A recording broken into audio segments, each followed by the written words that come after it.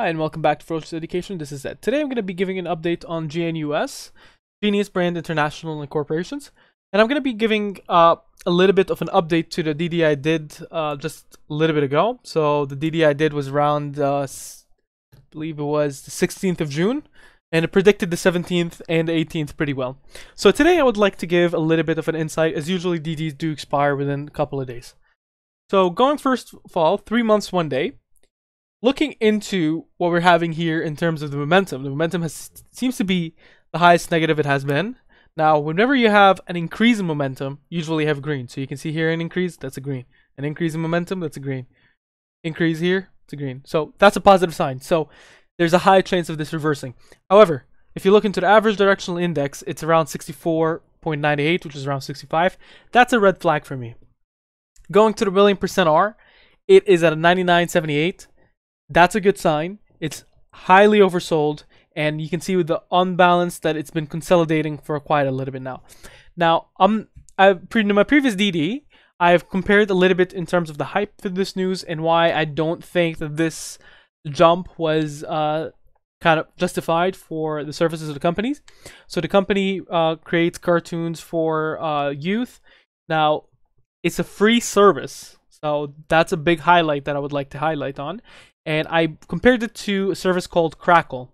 Crackle was a free service, very similar to Netflix, that was bought by Sony and ended up failing since it's free and a lot of its content could not be improved on. Now, I'm not comparing this with that just because it's apples and oranges, but at the same time, to be very cautious. So in terms of this stock, if it being dumped, this DD would be out the window. But I'm just only reading the charts here. So taking a quick look here in terms of volume, we can see that the volume is above average since, I would say, the 28th of May, so that's good. Looking into the 1 month, 1 day, we get to see that the 10 SMA is above the 30 EMA, which is a good sign right here. The green line is above the red line. However, here's the bad news. The stock seems to be below the trading action zone where reversals are more likely. So that's a little bit of a bad sign. It's above the 200 SMA where I consider a stock to be expensive. However, there's a good sign. It seems to be around 267 or 268 is where the current support at. So it's very close to its support, and I'll refer to this in a good news and another one in the trend line. So stay in the video. That will be very important. When we're looking now into the MACD, we can see that it's quite going negative. So it's not telling me much because what I want to do is I want to see whether this kind of reverses. Even if it just decreases its negativity, it's going to see a pullback. Let's look into the 5 days, 1 hour period. We get to see here that on the last day, the MACD has gone positive, which is a good sign. However, the stock has still been declining. So that's a little bit of a dangerous sign for me. However, you can see that it has been almost on the exact same line for all days. That means MACD has almost been zero the entire day.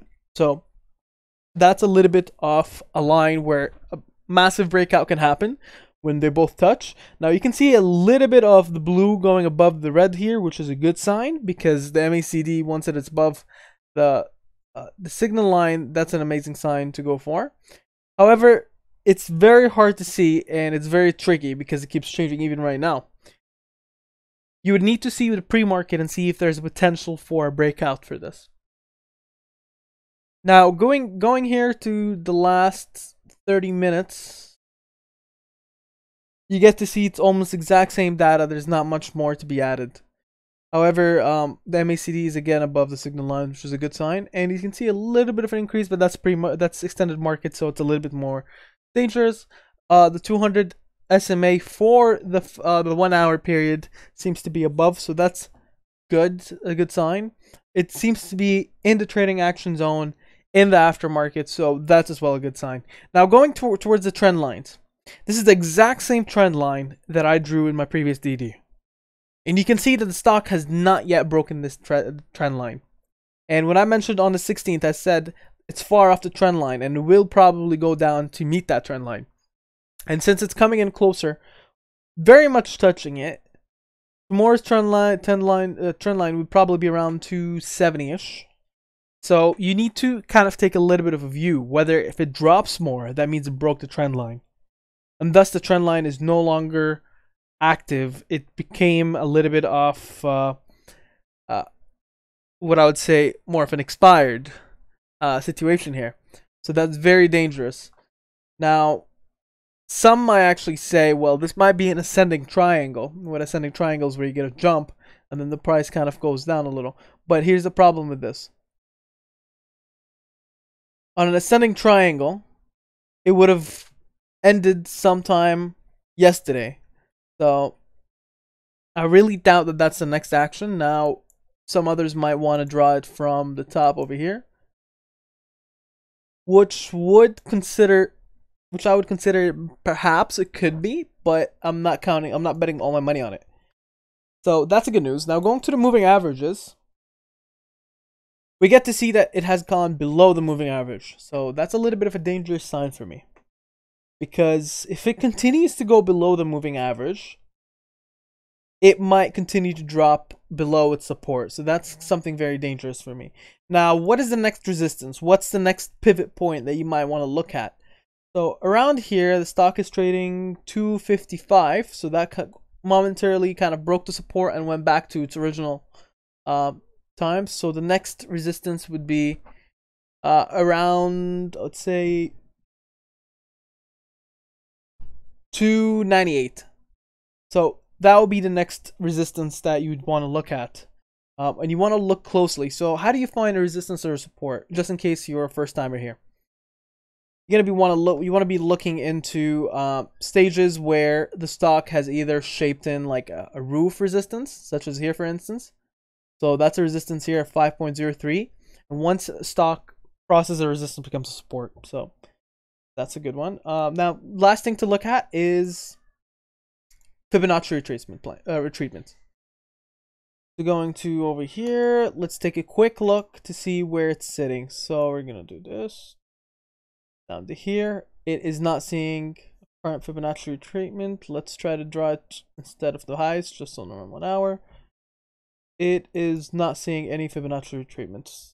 Okay, so it has gone from there. That's fine. Let's try to look into the 1 month, 1 day to see if any data is there. Negative. Okay, 3 months, 1 day. Attempt this.